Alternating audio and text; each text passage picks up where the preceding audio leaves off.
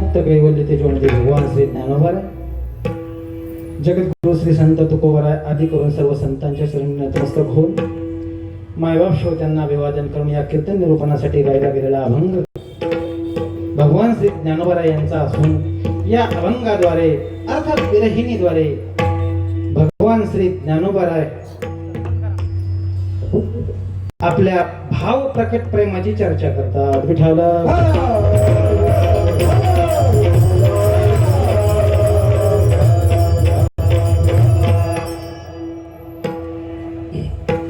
गेली 25 वर्षापासूनचा चालत असलेला अखंड हरिनाम सप्ताह त्याची आज तिसऱ्या दिवसाची कीर्तन सेवा माझ्याकडं मल्हारपंत कुलकर्णी नाही का मल्हारपंत चिखलीकर यांच्या प्रतिष्ठान यांच्या विद्यमाने आणि सर्वच नेवाळे परिवार प्रत्येक कीर्तनकाराला तिथे सांगितलं जातं फेटा बांधतानाच आमचं नाव घ्यायचं नाही बरं. हा सर्वांचा कार्यक्रम म्हणजे 25 वर्षापासून मी ऐकतोय. विठाला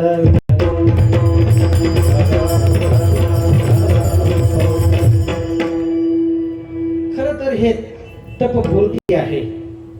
तप इतकं मोठं तप झालं, 2 तप झाले आणि 2 तप झाल्याच्या नंतर पद निर्माण होते बरं का. तप या शब्दाचाच उलटा पद. विठाला विठाला खरं तर आता ह्या परिवाराची भगवंताच्या जवळ पद निर्माण झालेली 2 तप. कारण तप करणं काही साधी गोष्ट नाही. 1-2 वर्षाचा परमार्थ लौकिकासाठी असलेला परमार्थ, पण हा लौकिकासाठी परमार्थ नाही. महाराजांचं एक वचन आहे, लौकिकापुरती नव्हे माझी सेवा, अनन्य केशवा दास तुझा. अशा ज्ञानानं हा परमार्थ चाललेला आहे आणि फार भव्य आणि दिव्य या कार्यक्रमाचं स्वरूप 1 वर्षापासूनच याचं नियोजन चाललेलं होतं. अशा पद्धतीनं करू, तशा पद्धतीनं करू, अर्थात सर्व मंडळी म्हणजे स्वप्नातला कार्यक्रम करू आपल्या नाही का. आणि सर्वांनाच याच्या अगोदर ज्यावेळेस आपण तपपूर्ती केली, खूप भव्य तपपूर्ती 12 दिवसाचा कार्यक्रम केला होता तो, आणि ह्या पूर्ण परिसरालाच म्हणजे तो असा एक वेगळी अनुभूती देऊन गेलेला कार्यक्रम होता तो. खूप मोठे मोठे वक्ते या ठिकाणी, या गादीवर कोणाची पाय लागलेले नाहीत, कारण महाराष्ट्रातले सर्वच वक्ते या ठिकाणी आलेले आहेत.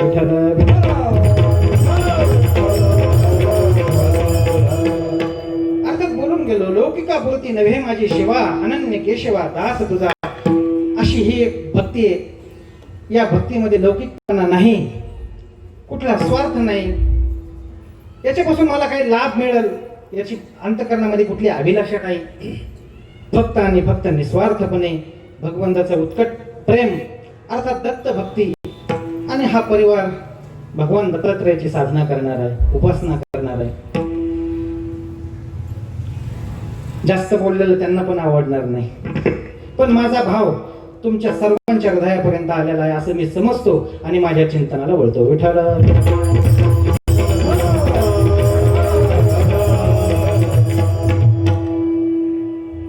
खरं तर आज मागणीचा दिवस आहे.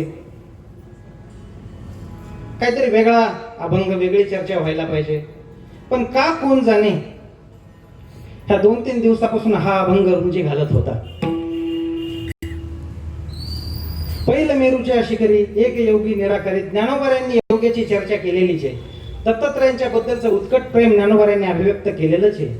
पण सांगू, भगवान दत्तात्रय योगी आहेत आणि ज्ञानोबाराय हे योग्याची माऊली आहेत. योग्याची चर्चा आपण करू शकणार नाही, कारण ते योगी आहेत, तिथपर्यंत आपण पोहोचू शकत नाही. मग योग्याला कधीतरी प्रेम ऐकवायला पाहिजे का नाही.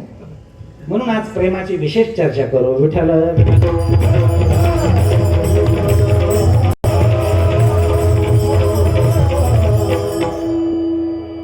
ज्ञानोबाराय म्हटलं की परमार्थाची सुरुवात आणि परमार्थाचा शेवट होतो. ज्ञानोबारायांचं प्रत्येक वाङ्मय आपण त्याच्यानंतर ते वाङ्मयाची काय एक वेगळी टप्पे पाडलेले. हरिपाठ कसा असायला पाहिजे, हरिपाठाचा साधक कोण आहे, हरिपाठाचा अधिकारी कोण आहे, बरोबर, याची आपण चर्चा केली. त्याच्यानंतर हरिपाठ हा सूत्रबद्ध ग्रंथ आहे. इतका सोपा नाही. लोक सहज म्हणतात की हरिपाठ हा संसारिकांसाठी, बरं तसं नाही. बरं, हरिपाठ फार म्हणजे अवघड ग्रंथ आहे, वेगळा सूत्र ग्रंथ आहे. त्याच्यानंतर चांगदेव 65 इथं योग्याला प्राधान्य दिलेले, अर्थात चांगदेव महाराजांचा विषय त्याच्यामध्ये आलेला आहे, चांगदेव महाराजांना उपदेश केलेला आहे, तिथला अधिकारी मोठा आहे.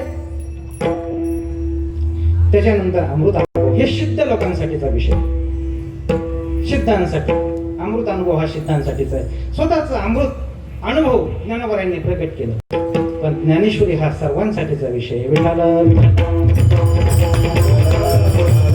जगामध्ये असा एक पण विषय नाही की ज्ञानोबारायांनी त्याची चर्चा ज्ञानेश्वरीत केलेली नाही. प्रत्येक विषयाची चर्चा ज्ञानोबाराय ज्ञानेश्वरी करतात. काय नाही बोलले ज्ञानोबाराय, प्रत्येक विषयाबद्दल ज्ञानोबाराय बोलले. जाऊ द्या बाकीच्या अवांतर विषयाचं आपल्याला आज प्रयोजन नाही, पण विशेष चर्चा ज्ञानोबाराय करतात ज्ञानेश्वरीमध्ये. साहित्याची चर्चा करतात, साहित्य सोनियाच्या खाणी, उघडे विदेशीच्या अक्षेनी, विवेकवल्लीची लावणी होऊ दे सेंग बोलतात. हे साहित्याबद्दलचं सखोल मार्गदर्शन ज्ञानोबाराय ज्ञानेश्वरीमध्ये करतात. त्याच्यानंतर ज्ञानोबाराय वाचे बरवे कवित्व, कवित्व कसं असायला पाहिजे, वाचे बरवे कवित्व, कवित्वी बरवे रसिकत्व, रसिकत्वी परतत्व स्पर्शू जायचा. आधी सहज कवित्व, त्याला रसिकत्वाची जोड असली पाहिजे आणि रसिकत्वाला परतत्वाचा स्पर्श असला पाहिजे. हे ज्ञानोबारायांचं बोलले. याची चर्चा ज्ञानोबाराय करतात. त्याच्यानंतर ज्ञानोबाराय वेदांताची चर्चा करतात. गंधर्व दुर्ग काय पाडावे, शेष विषाण काय मोडावे, होवावे मग तोडावे खपुष्पकी, हे वेदांताची चर्चा करतात ज्ञानोबाराय. त्याच्यानंतर भक्तीची चर्चा करतात. भक्ती कशी अनन्य पाहिजे, अनन्यतेची चर्चा करतात. परितेची भक्ती ऐशी, पर्जन्याची सुटिका जैशी, धारा वाचुनी अनारशी गतीची मिनी, भक्तीची चर्चा करतात. ब्रह्मरसाची चर्चा करतात. सहज ब्रह्मरसाचे परगुणे केले अर्जुनाला गे नारायणे, तेचे अवसरे पाहुणे पातलो आम्ही, कोणता ज्ञानोबाराय. त्याच्यानंतर ब्रह्मविद्येची चर्चा करतात. हे मराठीची नगरी ब्रह्मविद्येचा सुकाळ करी, घेणे देणे सुखची वरी होऊ दे आज. या जगामध्ये ब्रह्मविद्येचा व्यवहार झाला पाहिजे, घेणे देण्याचा व्यवहार त्या ब्रह्मविद्येचा झाला पाहिजे. हे जग ब्रह्मविद्येने व्यापलं पाहिजे, ही ज्ञानोबारायांची संकल्पना आहे. विठाल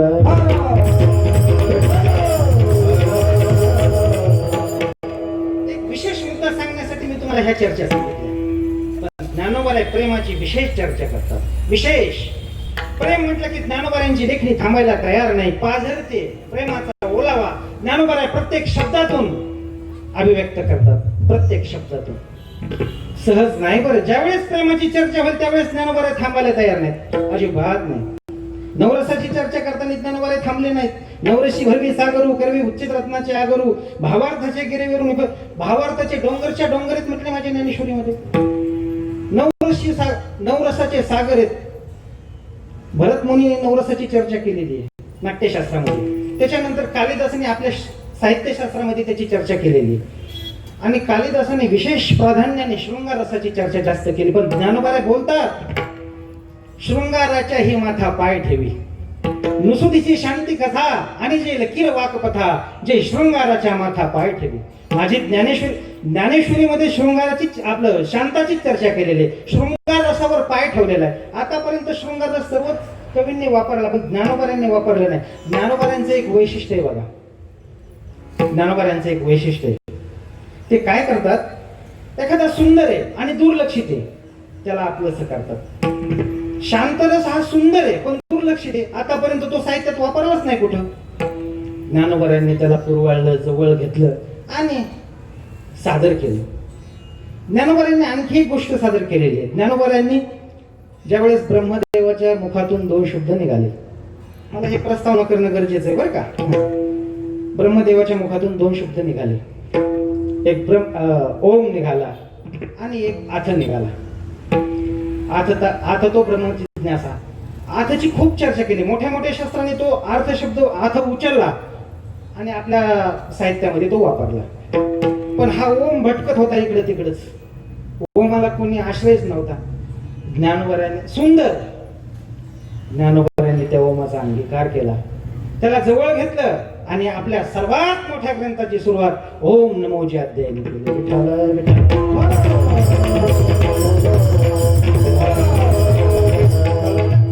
काय की प्रेमाची चर्चा करताना ज्ञानोबारायांची लेखणी थांबायला तयार नाही. प्रेम म्हटलं की असे विशिष्ट घटक ज्ञानोबारायांच्या समोर येतात. प्रेम म्हटलं की तो भ्रमर येतो, प्रेम म्हटलं की ती कुमुदिनी येते, प्रेम म्हटलं की नदी येते, प्रेम म्हटलं की चांदणं येतं, प्रेम म्हटलं की चंद्र येतो. अहो हे सर्व घटक प्रेमाचेच प्रतीक आहेत ना, सर्व घटक प्रेमाचे प्रतीक. आणि ज्ञानोबा यांनी ते आणले ज्ञानेश्वरीमध्ये. अर्थात प्रेमाची सखोल चर्चा करतात. कसं प्रेम असायला पाहिजे ज्ञानोबा यांनी सांगितलं. आपुला ठावन संधिता अलिंग जे चंद्र प्रकटता हा अनुभोगिता कुमुदिनी जाणे. कुमुदिनी अर्थात ते कमळाचं पुष्प ज्यावेळेस चंद्राचा उदय होतो आणि चंद्राच्या उदयाने ते पुष्प उमललं जातं, आपल्या जागेवरून त्या चंद्राच्या प्रकाशाला आलिंगन देणारी कुमुदिनी अपेक्षित आहे ज्ञानोबांना. प्रेमामध्ये उत्खलपणा चालत नाही. ज्ञानोबांनी सांगितलं प्रेम कसं असावं, कसं करावं. ज्ञानोबा बोलतात का कमळावरी भ्रमर पाय ठेविता हळुवार कुचेंबेल केशरी या शंका.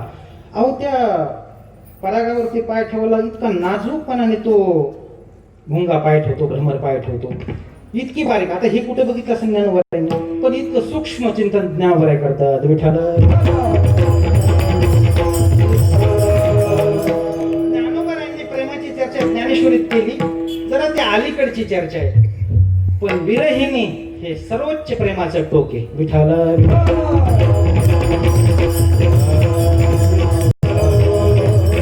प्रेमाचा शेवट काय असेल तर विरहिणी भाव स्निग्धता, भाव विभोरता, मधुरता, मधाळता विरहिणी बोलते.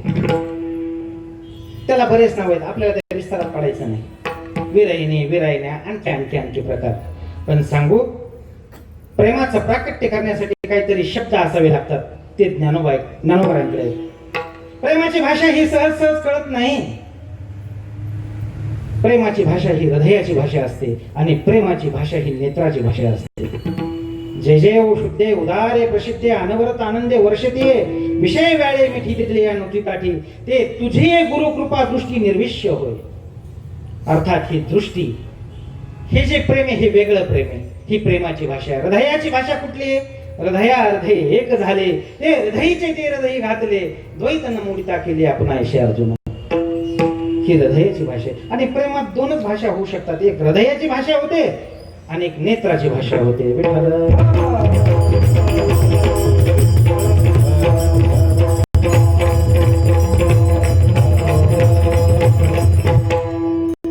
सामान्यतः प्रेम दोन प्रकारे मोजलं जातं. एक सामान्य प्रेम आणि एक विशेष प्रेम.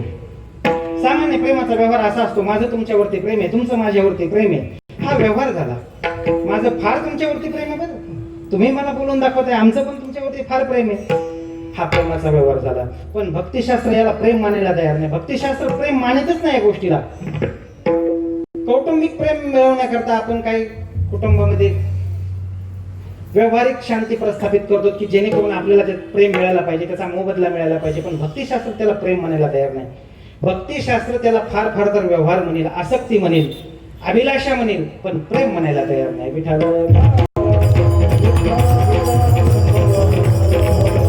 प्रेम अनिर्वचनित नारद महर्षी बोलतात, प्रेम बोलू शकत नाहीत तुम्ही. भक्तिशास्त्र सांगतं प्रेमाद्वयो ऋषिकयोरपि दीपएव रुद्मेष्म भासयति निश्चलमेव भाति द्वारा दयो वदनतस्तु बहिकृतश्चेत निर्वाति न्यूनमत्वा लघुतामुपयति. प्रेम काय? प्रेम बोलता येत नसतं.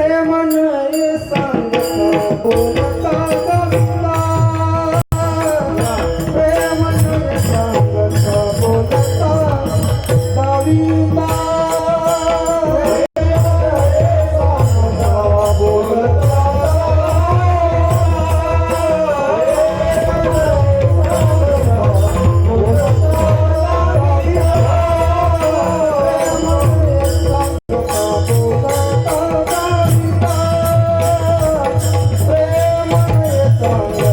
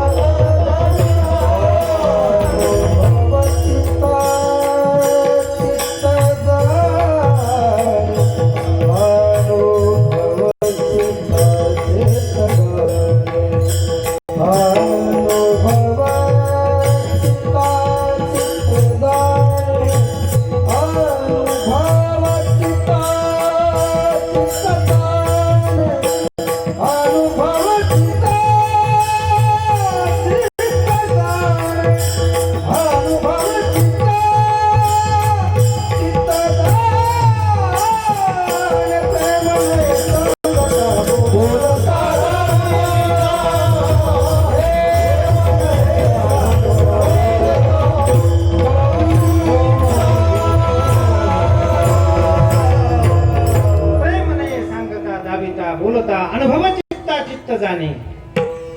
हे प्रेम बोलण्याची गोष्ट नाही बरं, हे अनुभवाची जोगे नव्हे बोलायचे. बोलून दाखवता येणारी गोष्ट नाही प्रेम. प्रेम कसं आहे, एखाद्या मुक्या माणसाला आपण साखर खायला दिली आणि त्याला विचारलं की बाबा याची गोडी कशी, तो सांगू शकत नाही त्याची गोडी काय आहे. तर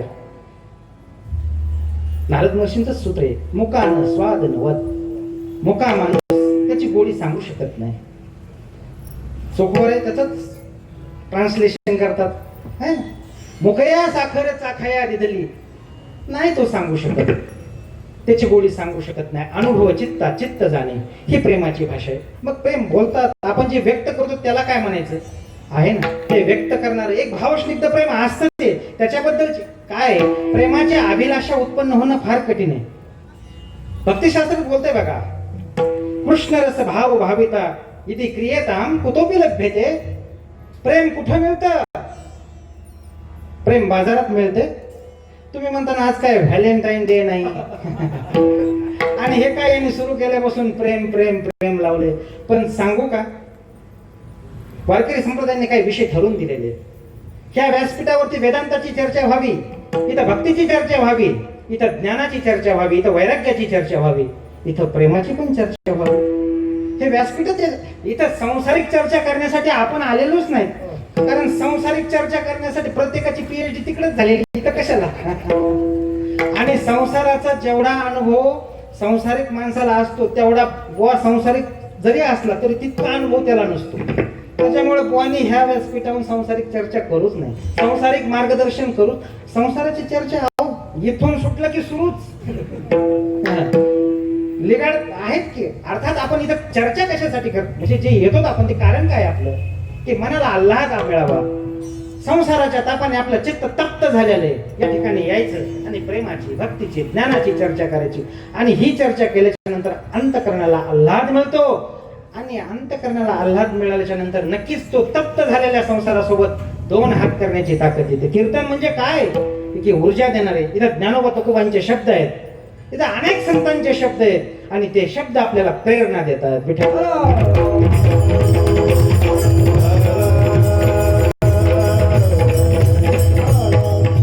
सामान्य प्रेम, एक विशेष प्रेम आपलं हे बोलणं चाललं होतं. सामान्य प्रेम हे सर्व सामान्यच प्रेम असतं, ते बोलता येतं, दाखवता येतं, त्याचं काही व्यक्त होता येतं. पण विशेष प्रेमाला बोलायचं नाही, दाखवायचं नाही आणि ते कृतीतून व्यक्त व्हायचं. मग ज्ञानोबांनी काय केलं, ज्ञानोबांनी ह्याच प्रेमाची चर्चा केली, ह्या प्रेमाची चर्चा केली. आणि ज्ञानोबा बोलतात ज्यावेळेस भक्तिशास्त्राचा विषय येतो, प्रेमाच्या संबंधाने जो काही विषय येतो त्याच्यामध्ये विशेष चर्चा सांगितलेली, 3 टप्पे केलेत. अर्थात आपण आज हीच चर्चा करू, बरोबर ना. भक्तिशास्त्राने 3 टप्पे केलेत. पहिला आहे पूर्व राग, राग म्हणजे प्रेमच. दुसरा आहे मिलन राग आणि तिसरा आहे विरह राग. पूर्व राग इतका विस्तारित केला संतांनी. पूर्व राग म्हणजे काय, अहो कुठेतरी संतांचं चरित्र वाचलं, देवाचं चरित्र वाचलं, काही संतांनी उपदेश केला, संतांनी सांगितलं अरे बाबा तुम्ही शरण जा, भगवंत असा आहे, तो दुःखातून आपल्याला आपला बेडा पार करतो, त्या ठिकाणी जा, त्याला शरण जा. अशा अनेक गोष्टी संतांनी सांगितल्या. देवाचं स्वरूप व्यक्त केलं संतांनी आपल्या लेखणीतून. ज्यावेळेस संत बोलत होते आणि कोणाकोणासाठी धावून आला, कारण हा सर्व सामान्यांसाठी येतोच धावून, सामान्यातल्या सामान्यांसाठी धावून येतो. ऊच नीच काही ज्ञाने भगवंत तिष्ठे भाव भक्ती देखुनिया, दासीपुत्र कन्या विदुराच्या बक्षित त्या घरी रक्षीपळ. हे सर्व केलंय. मीराबाईसाठी घेतो विष प्याला, दामाजीचा झाला पाडेवार. सर्व संतांचं चरित्र या अभंगामध्ये सामावलेलं आहे. आणि अर्थात माणसाला रुची लागते, अरे यांच्यासाठी तो धावून आला, चोकवारांची पत्नी झाला, सावता महाराजांना खूप अनेक संतांचे चरित्र आपण ऐकल्याच्या नंतर आपल्याला वाटतं की तो देव आपल्याला भेटावा. ठीक आहे, आपले काम कुठले करू नये त्याने, आपले काम करू नये त्याने, पण एक गोष्ट आहे की तो आपल्याला भेटायला पाहिजे. अरे अनंत इथे येतो कोण ह्या परमार्थामध्ये, इथे येतो कोण, अनंत जन्माची पुण्य सामुग्री असल्याच्या नंतर इथं येतो, इथं पाय ओढतात एवढेच लोक नाहीत, पण काय हे अनंत जन्माची पुण्य सामुग्री असल्यामुळे भगवंताचं नाम सतत आणि टकळायला लागलाय नाही का. 9-10 महिन्यापासून काल बोलले महाराज, 9-10 महिन्यापासून बंदिस्त लोक होते, कसली कुठलीच चर्चा झाली नाही, कीर्तन नाही, भजन नाही. प्रत्येकाला असं वाटतं काय की देव आपल्याला तारणार आहे. जे परमार्थिक होते त्यांना आत्मविश्वास होता, आत्मविश्वासाने राहिले ते की नाही असे संकट किती येतील आणि किती जातील, पण तो तारणारा भगवंत आहे विठ्ठल.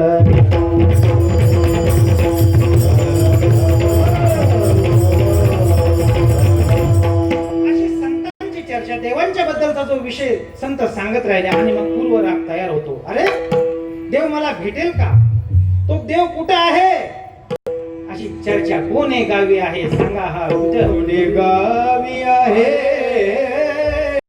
सांगा.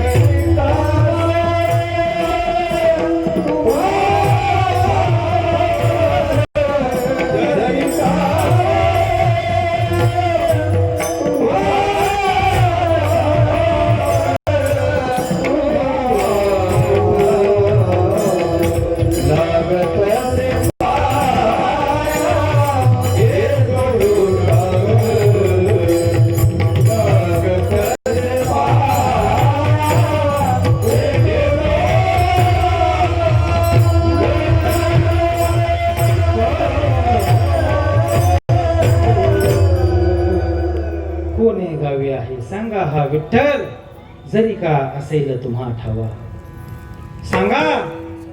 आणि महाराजांचं पूर्व राग इतका विस्तारित केलेला आहे. महाराज म्हणजे अर्थात दुसरे तिसरे महाराज नाही, ह्या विश्वामध्ये एकच महाराज आहेत आणि ते म्हणजे जगद्गुरु तुकोबार आहे, दुसरे महाराज नाही. मग बाकीचे उपमहाराज.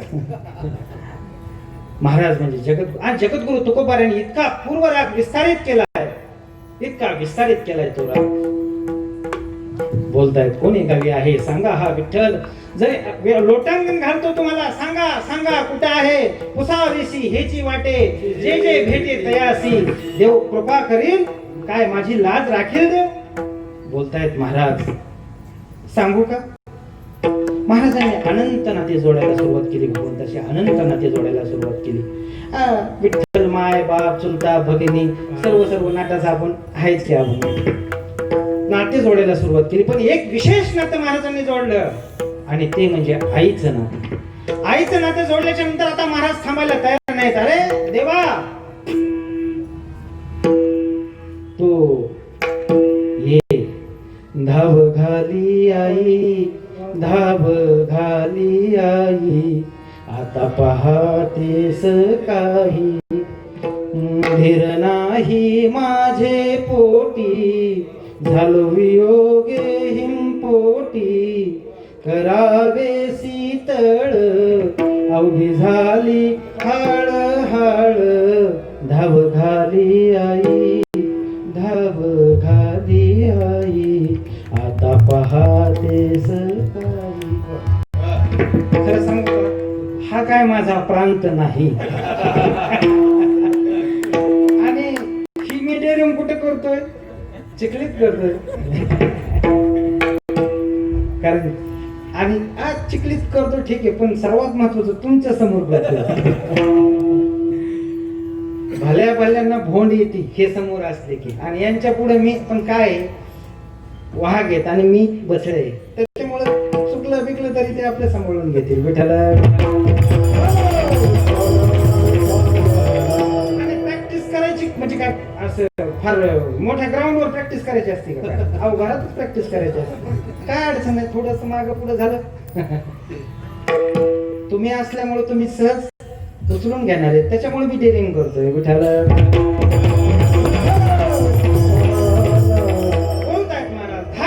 आई आता पाहते सकाळी धीर नाही, माझं अंतकरण तप्त झालंय देवा. कधी भेट देतोय, कधी भेट देतो. हा पूर्वराग महाराजांनी इतका विस्तारित केला, इतका विस्तारित केला. झुरुनी पांझरा हो पाह्याता, हो पाह्याता. झुरुनी पांझरा हो पाह्याता, हो पाह्याता. येई पंढरीनाथा भेटावया, येई पंढरीनाथा भेटावया. येई पंढरीनाथा भेटावया, येई पंढरीनाथा भेटावया. झुरुनी पांझरा हो पाह्याता, हो पाह्याता. देवा तू मला भेट देत नाहीस. अरे हे माझं शरीर झुरून चाललंय, सर्व झुरून चाललंय. भेटीला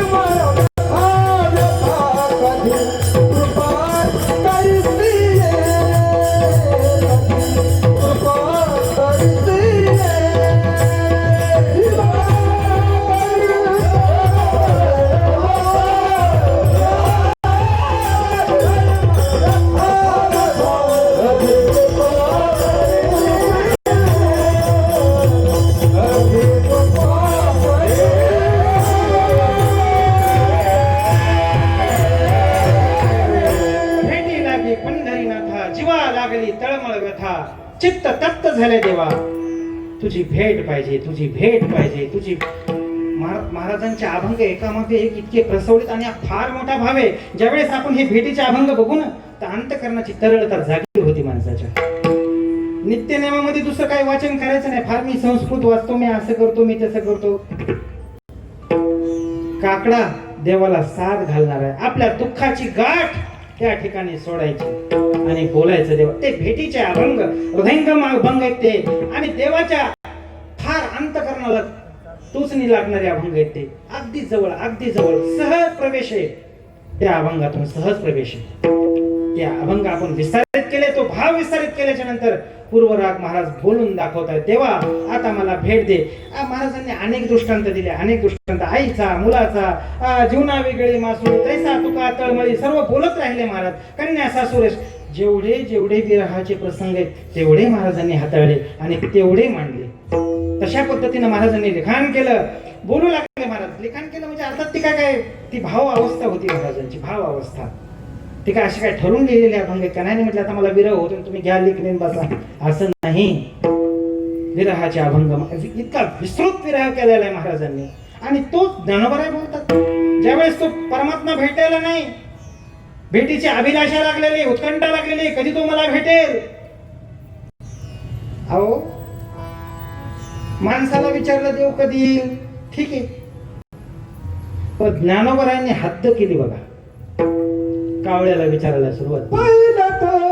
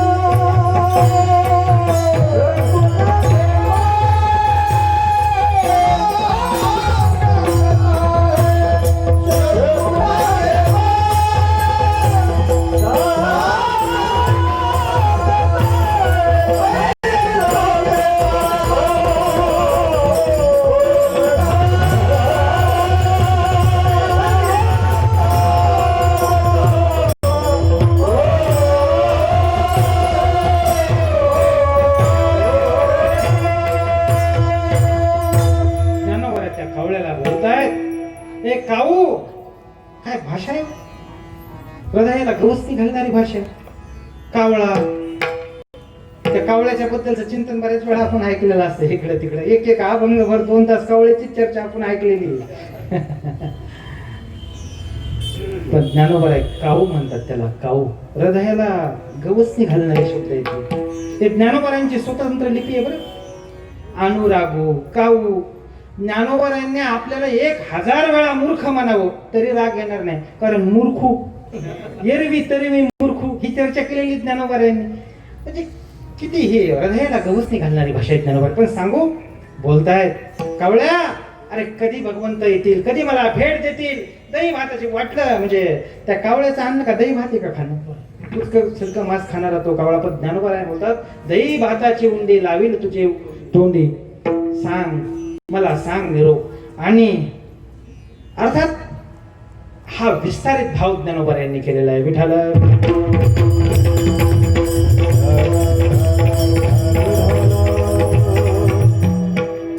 महाराज बोलतायत, जगद्गुरु महाराज बोलतात की हे भगवंता, आता शेवटचं विनवणी तुला, कारण याच्यानंतरचे शब्द माझ्याकडे नाहीत, हे शेवटचे शब्द आहेत माझे, की तू मला भेट द्यायला पाहिजे. येई गा तू माय बापा पंढरीच्या राया, तुझ विनसीन वाटे क्षीण झाली काया, तुझ विनसीन वाटे क्षीण झाली काया. येई गा तू माय बापा पंढरीच्या राया.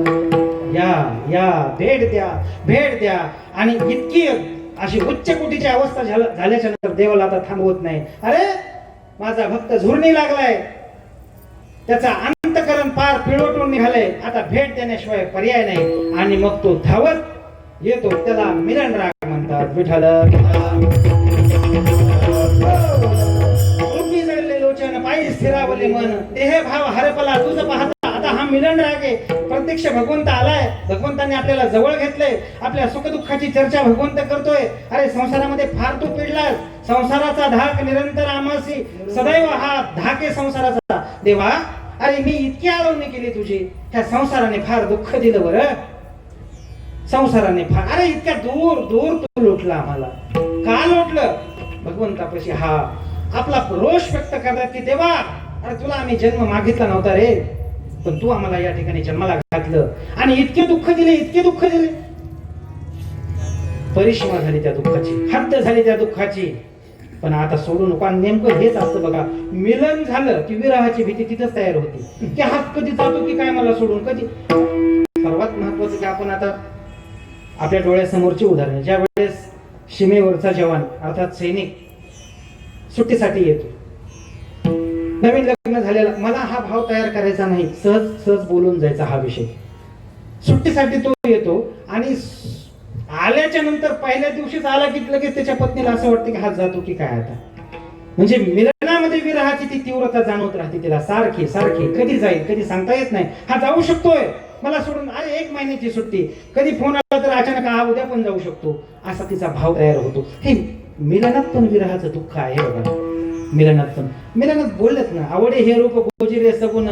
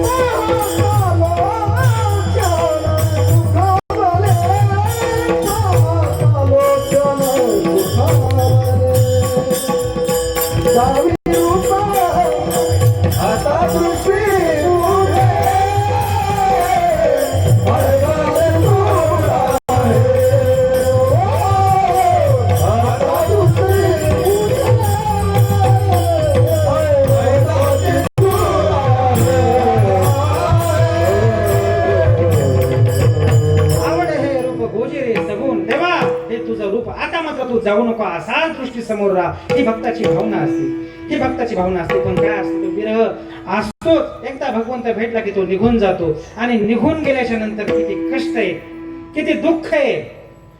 गेल्याच्या नंतर म्हणजे भगवंताच्या पासून दूर राहिल्याच्या नंतर ज्ञानोबाची व्यथा बोलतात अभंगाचं पहिलं. पडिले दूर देसे, पडिले दूर देसे, मज गले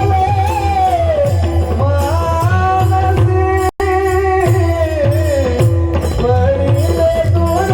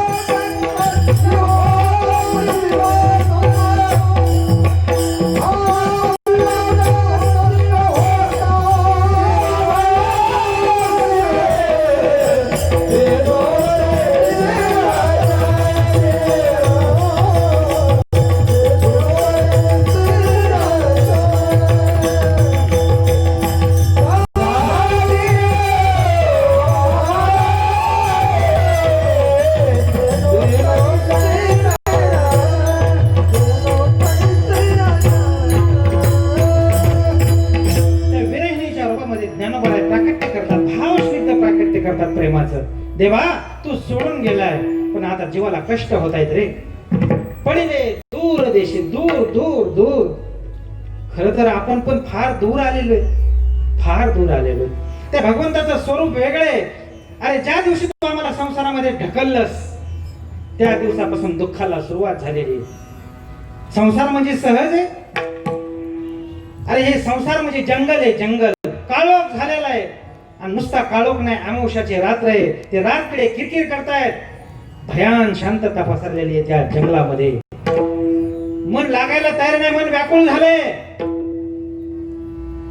देवा तू पाठवलेस आम्हाला या ठिकाणी फार दूर दूर. अरे या ठिकाणी हिंस्र श्वापद आहेत, ते कधी आमचा घात करतील सांगता येत नाही. अहंकार आहे, मोह माया, हे सर्व या ठिकाणी. ज्यांना मी माझं माझं म्हटलो ते मला माझं म्हणण्यासाठी तयार नाहीत देवा. अरे ज्यांच्यासाठी मी रात्रंदिवस कष्ट करतोय, मी त्यांना माझं म्हणतोय, पण ते मला माझं म्हणत नाही, माझं म्हणत नाही. आणखी मी हा भाव आणखी विस्तारित कशाला करू? आपण सर्व त्याच शाखेचे आहेत, सर्व संसाराच्या शाखेचे माणसं आहेत आपण. आणखी याचा भाव विस्तारित करायचा कशासाठी? वयाच्या 80व्या वर्षापर्यंत माणसं थांबायला तयार नाहीत. नव्या उमेदीने संसाराला आणखी करतायतच, आणखी राहिलेच. विठाला विठाला नव्या उमेदीने चालले 80व्या वर्षी. पण इकडं कमी आहे, पण आणखी मराठवाड्यात. आता मराठवाड्यात बोलतो जरा असं एक एक कर तेवढं घ्याव द्या म्हणतात. बाकी मग काय अडचण नाही, शेजारीचे खेटूनच आहे. आणि काहीच नाही, त्या एक एकर मध्ये सोयाबीन आणि कापूसच आहे.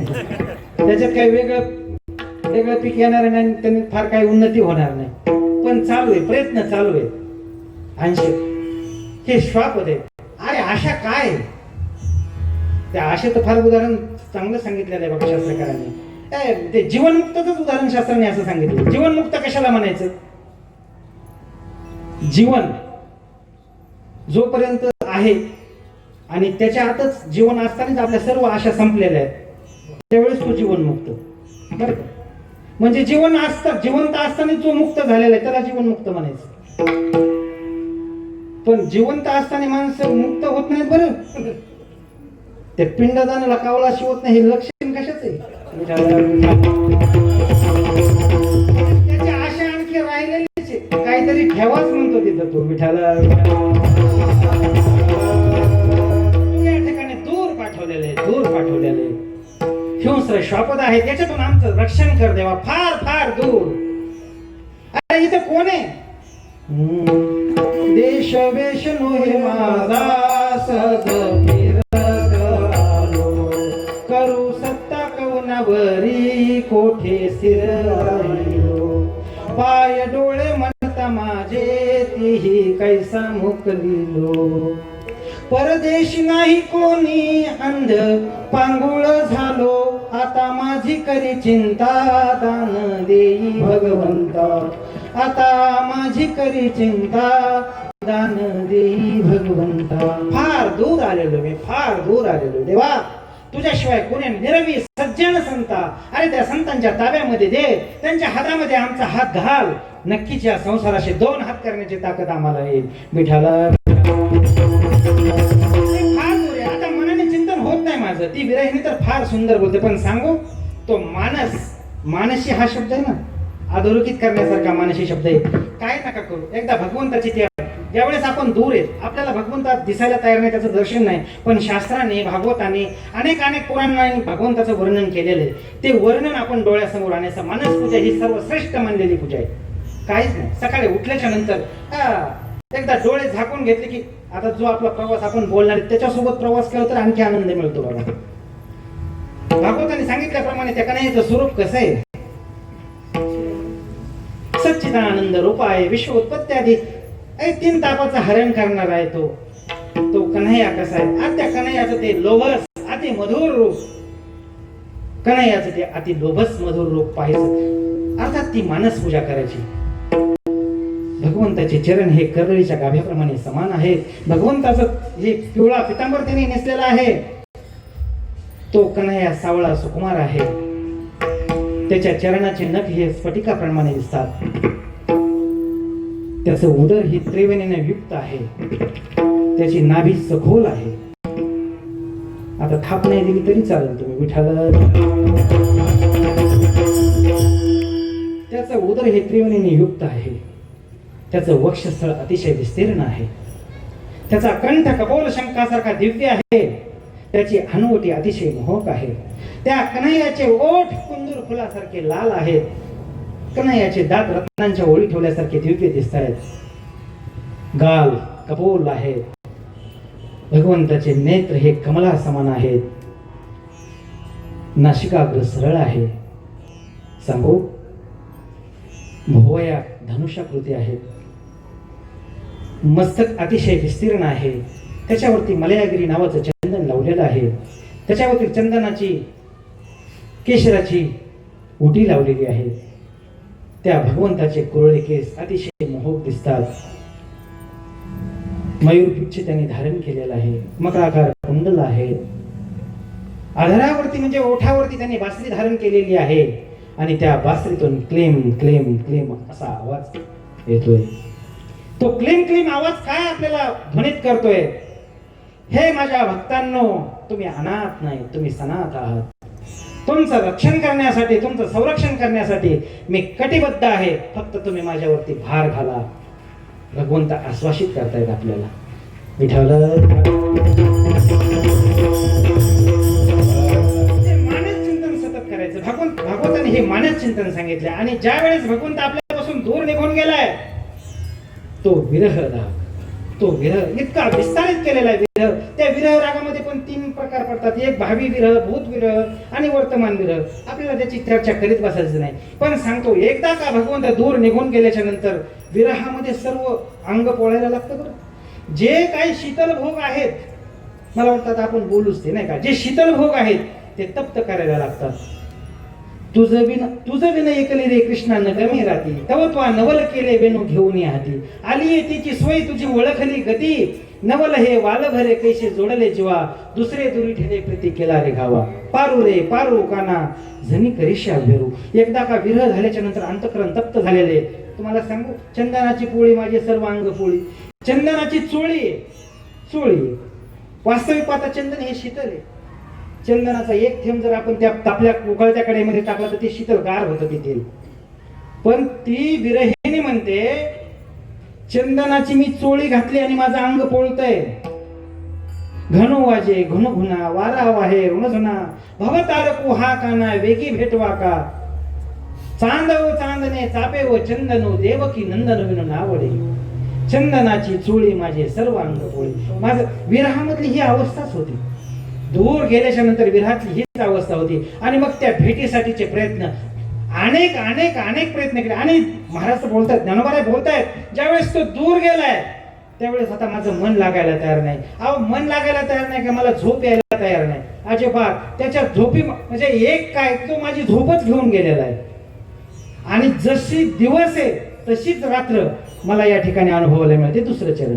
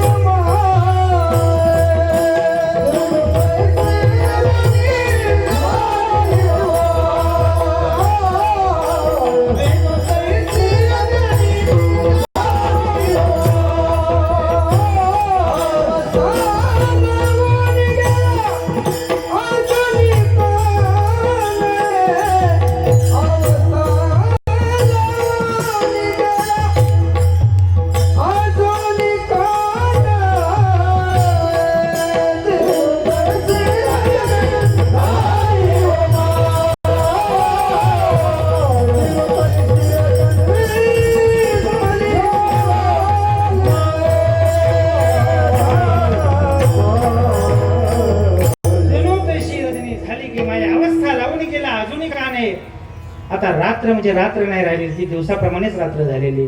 सारखी चिंता, झोप येत नाही चिंता असल्याच्या नंतर. हा भक्तिशास्त्र बोलतो बघा, चिंतात्र जागरोद्योगो तानव मलिनांकता प्रलापो व्याधी ऋन्माद मोह मृत्यू दशादश. 10 अवस्था सांगितलेल्या आहेत. एकदा का भक्तीला लागल्याच्या नंतर चिंता ही पहिली अवस्था आहे. आणि मृत्यू, अर्थात मृत्यू म्हणजे तो भक्त मरत नाही, मृत्यू सदृश्य परिस्थिती तयार होती त्याची. अगदी तसं बस मरणासन्न अवस्थेमध्ये तो भक्त येऊ. आणि सारखं त्याला चिंता लागलेली असते, जागर उद्वेग. त्याचं मन लागायला तयार नसतं कशामध्येच मन लागायला तयार नसतं. दूर गेल्याच्या नंतर म्हणजे असं आपल्याबद्दल घडायला पाहिजे बरं का घरामध्ये. हे आत्मपरीक्षण करण्यासारखी गोष्ट आहे. ज्यावेळेस आपण बाहेर जाऊ त्यावेळेस आपल्या घरच्या माणसाला विरह झाला पाहिजे की बाबा आता हे बाहेर गेलेत, कधी येतील. त्यांनी त्यांचं मेकअप करणं सोडून दिलं पाहिजे. तुम्ही म्हणता आमच्यावर झाला की काय, अर्थात हे सोडलं पाहिजे. सुतक ह्या शब्दाचा अर्थ म्हणजे माणूस अर्थात निघूनच गेला, अर्थात वाढला. तर ती फार विस्तारित पद्धत होती त्या सुतकाची. सुतक म्हणजे काय, त्याला शास्त्रीय शब्द सुतक. त्याच्या विरहामध्ये ह्या सर्व 10च्या 10 अवस्था होऊन जायच्या. कुठला म्हणजे फार जवळचाच असं नाही, कुठलाही असू द्या, आपल्या पाहुण्या रावण्यातला असू द्या, पण तितकं प्रेम होतं. पण आता तसं पद्धत राहिलेली नाही. आता आपल्याकडे तर 5व्या दिवशी दाव आहे, त्याच्याबद्दल वाद नाही. विटाला सोयी असू दे, त्याच्याबद्दल आपल्याला त्याच्यावर चर्चा पण करायची नाही. सोयीचा भाग येतो. चिंतात्र जागृत देवो तानव मलिनांगता प्रलापो व्याधी ऋन्माद मोह मृत्यू दशादश. ज्ञानोबा यांनी याचा एक फार सुंदर उल्लेख केलेला आहे बघा. 2 पक्षी, ज्ञानोबा यांच्या आवडीचे बरेच पक्षी आहेत, आपण सुरुवातीला प्रस्तावनेमध्ये बोलून गेलो. पण 2 पक्षी त्यांचा संवाद आहे. एक सारस पक्षी, सारसाई विघडता होय ओहावुनी वत्स काढिता का भनंग दौडिता भनयावरुनी, हा सारस पक्षी. आणि एक चक्रवाक पक्षी, 16व्या अध्यायात नमनातच आलंय चक्रवाकाचं वर्णन. हा त्या चक्रवाकाचे हा त्या चक्रवाकाचे मिथुन सामरस्याचे समाधान बघा सर असं विठाला विठाला त्या चक्रवाकाचा आणि त्या सारशीचा संवाद आहे. चक्रवाकी अर्थात चक्रवाकाची पत्नी त्या सारशीचा आणि त्या चक्रवाकीचा संवाद आहे. बोलताना ती सारशी बोलते की भाई तू सांगते माझं प्रेम आहे माझं प्रेम आहे, तू माझं प्रेम आहे असं व्यक्त करतेस पण असं दिसत नाही तुझं प्रेम मला. माझं प्रेम बघ म्हणते ज्यावेळेस माझ्या पतीचा आणि माझा विरह होतो त्याच वेळेस माझा प्राण जातो. होय ओहावणे वत्स काढी जाते त्याच्याच बद्दलचं उदाहरण दिलेलं आहे ज्ञानोबाऱ्याने. सारस आई बिघडता त्याच ठिकाणी माझा प्राण जातो आणि तू म्हणते माझं प्रेम आहे. शब्दाचे आस कडी भेद नदीच्या तोही थडी आरडत विरह वेळी बुद्धी भेदू तया चक्रवाकाचे मिथून सामरस्याचे समाधान भोगवी चित गगन भोन दिवा. ज्ञानोबाऱ्या बोलतात ती म्हटली तू तर जिवंत राहतेस. त्या चक्रवाकीने सांगितलं मी जिवंत का राहते आणि तू मरते का. अरे तुझे पती मरतायत म्हणून तू प्राणाचा त्याग करते हे मान्य, पण उद्या सकाळी आरडत विरह वेडी जे नदीच्या रात्रभर ते विरहने आरडत विरह म्हणजे फिरतायत बरं का, आरडतात ओरडतायत विरहाने तप्त झालेलं असतं त्यांचं जीवन. पण ती म्हणते की मी जरी आरडत विरह वेडी असली तरी सकाळी माझे पती मला भेटणार आहेत आणि ते भेटणार आहेत म्हणून मी जगते. विठाला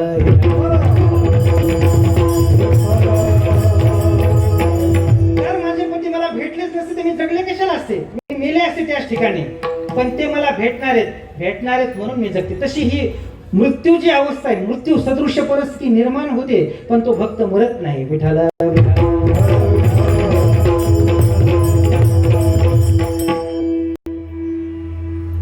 बाकीची पक्षाची अनेक उदाहरणं देण्यापेक्षा गोपिकांचं उदाहरण सांगायचं म्हणजे सर्वात महत्वाचं उदाहरण.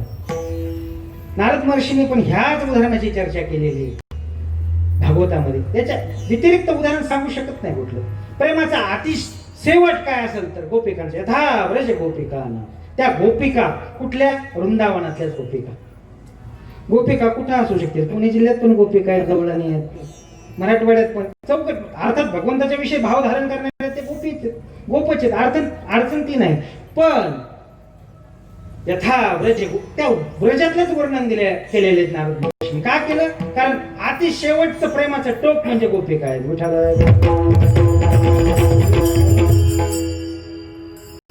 भगवंताचं मन लागायला तयार नाही. मथुरेतला प्रसंग आहे. उद्धवजी नेमकेच गुरुकडे शिकून आलेले आहेत मथुरेमध्ये आणि विचारलं की देवा तुझं मन लागत नाही रे कशामध्ये. नाही लागत उद्धवा. ज्या दिवशी मी गोकुळातून आलो त्या दिवसापासून माझं मन विक्षिप्त झालं, विछिन्न झालं, लागायला तयार नाही. प्रलाप होतो, असंबद्ध बोलणं घडतं माझ्यातून, माझं मन लागायला तयार नाही. का देवा. खरं सांगू मला त्या गोपिकांची आठवण येते रे. ज्या दिवशी मी निघालो त्या दिवशी त्या गोपिका रडत होत्या. माझ्या रथाभोवती रथाचे चाक ओढत होत्या, गडबडा रोळत होत्या. छोटे छोटे मुलं त्यांचे माझ्या रथाच्या पुढे त्यांनी आणून टाकले. त्यांचा आर्त आणि करुण स्वर माझ्या कानाभोवती रुंजी घालतोय.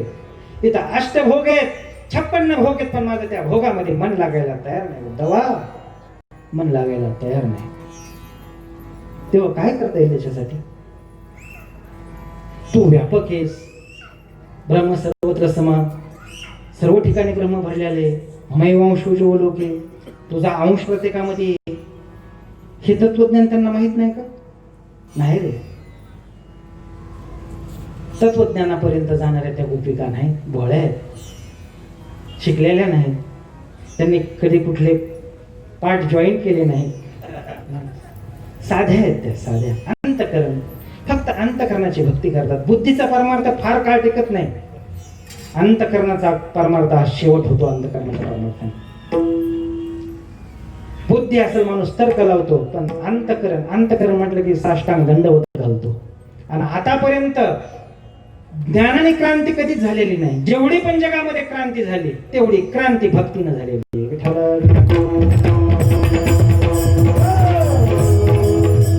भक्तीसारखी क्रांती या जगात कुठलीच नाही. म्हणून तर आत्मप्रकाशाच्या मंदिरात प्रवेश केलेले ज्ञानोबाराय, आत्मप्रकाशाच्या मंदिरात प्रवेश केलेले निळोबाराय, ज्ञानोबारायापासून निळोबारायापर्यंत सर्व संतांनी प्रेमलक्षणा भक्ती, ज्ञानोत्तर प्रेमलक्षणा भक्तीचा अंगीकार केलेला आहे. ज्ञानोत्तर प्रेमलक्षणा भक्ती ही खरंच हृदयाला गवसणी घालणारी, अंतःकरणाची शुद्धी कशाने होत असेल, भगवंताच्या प्रेमाविषयी आणखी तत्परता कधी निर्माण होत असेल, तर ती फक्त आणि फक्त हृदयंगमच्या अंतःकरणाच्या भक्तीने होते. बुद्धीनं परमार्थ होऊ शकत नाही. बुद्धिवान माणसं आले आणि कितीतरी गेले, पण जे निष्ठेने आणि निष्ठा कधी राहते, ज्यावेळेस करुणा अंतःकरणामध्ये, ज्ञानोबरांनी करुणेचं अवगुंठन करून हे बाहेर अभंग फेकले. सोपं नाही ही गोष्ट. बुद्धिवान मनुष्य आला की तो त्याचा तर्काने विचार करतो, परमार्थाचा तर्काने विचार करतो. पण भक्त भोळा आहे, असू द्या, अडचण त्याची नाही, पण तो अंतःकरणाने. आणि ज्ञानेश्वरी पण तेच बोलते बघा, माझ्याकडे येणारा जो साधक आहे, माझ्याकडे येणारा जो भक्त आहे, मला वाटतं तो बुद्धीनं आला नाही पाहिजे. बुद्धीचा स्वीकार ज्ञानेश्वरी करीतच नाही. तो माझ्याकडे आला म्हणजे कसा आला पाहिजे, तर तो अंतःकरणाने लहान होऊन आला पाहिजे. लहान होऊन आल्याच्या नंतर मी त्याची तहान भागवते. विठाला विठाला माझ्या गोपिका ह्या सामान्य आहेत रे उद्धवा, त्यांना तत्वज्ञान माहित नाही, तत्वज्ञानाची भाषा त्या जाणत नाही. तू जा आणि त्यांना काहीतरी शिकव. तेव्हा मी तत्वज्ञान सांगू त्यांना.